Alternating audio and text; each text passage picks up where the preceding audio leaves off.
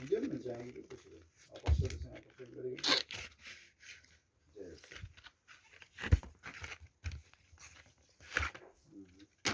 Nerede? Gerek yok lan.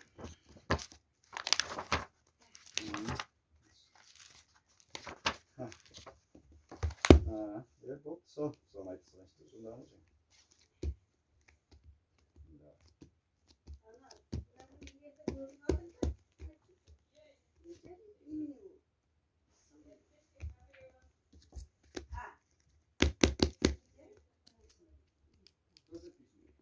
Двухсторонний скотч.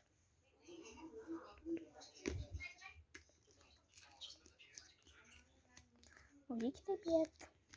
Мне понравилось. И вот он папам силовым, но мама силовым.